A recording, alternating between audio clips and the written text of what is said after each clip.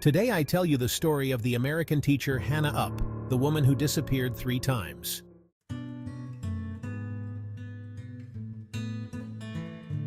Hannah Upp was born in 1985 and grew up in the capital of the U.S. state of Oregon. Oregon is located on the west coast, with varied temperatures and unusually high rainfall, even in dry months. She grew up with her mother Barbara, father David, and brother Dan in the Japanese-American church community. Her parents worked as pastors. Although both parents were American, Hannah's mother Barbara had a close connection to Japan and was actively involved in the community. When Hannah was 15, her parents divorced, and her father left the family to teach gospel music worldwide.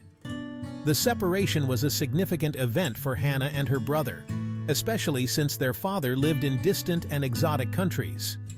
Despite the distance, they maintained a good relationship and regular contact, with Hannah often visiting him abroad. After graduating from high school in Oregon, she moved to Pennsylvania to attend Bryn Mawr College, where she joined an evangelical campus community. A friend she met at university later said in an interview about Hannah's religiosity, "Hannah knew she was an open-hearted person, but I believe she had no idea who she really was. She always wanted to dedicate herself to other people or big ideas." Like her parents, Hannah chose a social profession and wanted to become a teacher. During her studies, she quickly made connections and formed new friendships. In her 3rd year, she even entered into a relationship with a fellow student. Although her father disapproved of Hannah's same-sex relationship, they still maintained a good relationship. Hannah was not only active in her social circle, but also known for her environmental awareness, supporting organizations that raised awareness about HIV/AIDS. After graduation, Hannah moved to New York City to teach and simultaneously work on her master's degree at Pace University.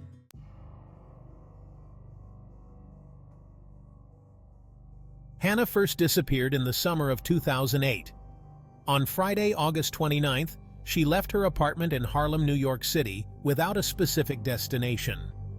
She said goodbye to her roommate Manuel Ramirez, who also worked as a teacher, and then disappeared into the city. When Hannah didn't return home that day or the next, Manuel and another roommate, Comal Gallardo, began to worry. Manuel found her wallet, phone, and Metro card still in her room, meaning she had left without any personal belongings. Hannah, known for her reliability, also didn't show up for the first day of school, leading to her being reported missing. Hannah's family was at a loss. Her brother Dan, stationed in Japan with the U.S. Navy, wrote in an email, "She is not a naive small-town girl in the big city thinking the world is made of sugar. She is a very smart and very aware young woman." Hannah's friends immediately created and distributed flyers with her picture and set up a Facebook page to aid in the search, a measure that was not yet common in 2008. The media soon picked up on the case, featuring photos of the missing woman. Several people reported seeing Hannah at an Apple store on 5th Avenue, where she was filmed checking her emails. In the footage, an unidentified person approached her, later identified and questioned, who said they asked if she was the missing Hannah Upp. The woman denied it and left the store. 2 days later, she was seen at a Starbucks in Soho, but left before the police arrived. She was also seen 8 times at 5 different New York sports club locations, using the showers. Despite these sightings, Hannah remained 2 steps ahead of the police. Media speculated that Hannah had intentionally gone into hiding, perhaps to escape conflicts at her problematic school or due to her environmental activism, including joining a group that practiced dumpster diving for food.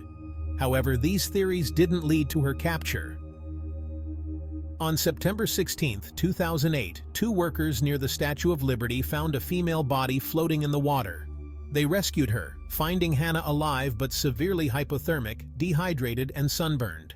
She was hospitalized, where she initially refused to speak with police. Eventually she asked, "Why am I wet?" as if unaware she had been rescued from the river. Wearing the same clothes she had on when she disappeared, Hannah had no memory of the 3 weeks that had passed. Her last memory was of going for a jog near her apartment.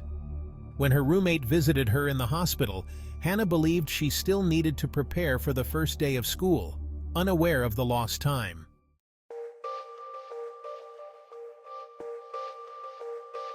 Hannah's mother, Barbara, stayed with her in the hospital. One night, Hannah woke up and said, "I was in a lighthouse," but had no recollection of saying it the next day. Hannah was diagnosed with dissociative fugue, a rare form of dissociative amnesia. Neurological tests ruled out other conditions. Dissociative fugue causes people to lose memory of their past and often disappear, creating new lives without knowing who they are. Triggered by traumatic events or extreme stress, dissociative fugue acts as a subconscious escape. However, Hannah had no recollection of any trauma that could have caused it, even under hypnosis. Her family confirmed she had no traumatic experiences in her childhood. Reading accusations online that she had disappeared on purpose made Hannah uncomfortable. She considered changing her name but chose to focus on her health instead. While similar conditions have been documented for decades, they remain rare and poorly understood. People with dissociative disorders often vanish and reappear with new identities. Hannah slowly returned to her life, speaking with therapists and friends. She found the mental health system too rigid and felt doctors tried to fit her into known diagnoses. She and her mother believed her condition was unique without a specific name. Despite this, she aimed to resume normal life quickly.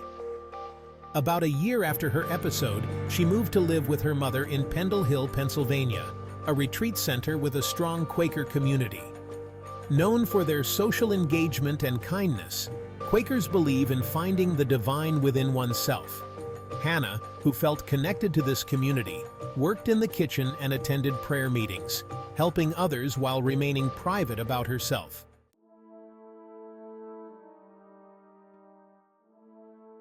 Years passed, and Hannah continued her teaching career. She accepted a job at a Montessori school in Kensington, Maryland, where she identified with the Montessori philosophy.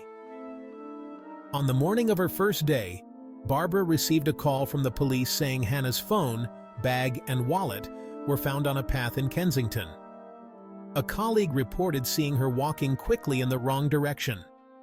Barbara, with friends, searched for Hannah, putting up flyers as they had before. The next morning, Barbara received a call from an unknown number. It was Hannah, who only said, "Mom." This led to her being found 2 days later in a bay 1.5 miles from her school. She couldn't explain how she got there or what had happened. Hannah recovered without hospitalization and returned to work. The following year, she accepted a job offer from a Montessori school in the Virgin Islands. She moved to St. Thomas, where she loved her new home, calling it her little island palace. Although she saw a therapist, she focused on physical health, swimming several miles a day. She also attended a Baha'i community, but eventually stopped due to differing family values.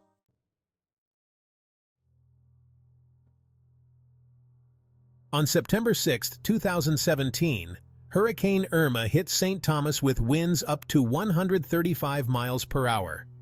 Hannah and her neighbors took refuge in a laundry room. The island was devastated. 6 days later, Hannah visited her ex-boyfriend Joe, a diving instructor, but he had already left for the harbor to catch an evacuation boat. Hannah declined his offer to join him. The next day, she helped a colleague secure the school building, behaving unusually. Her roommates urged her to leave the island before the next hurricane, Maria, but she insisted on staying to reopen the school for the children. The following morning, a roommate saw her drive towards the school, but she never arrived. Friends and family searched for her, hanging flyers. Given her previous disappearances near water, they searched beaches, finding her dress, shoes, and car keys at Sapphire Beach, where she often snorkeled. Her car was found nearby with her wallet and phone inside. They hoped she had gone swimming and might survive in the water, but despite searches by boat and helicopter, she was not found.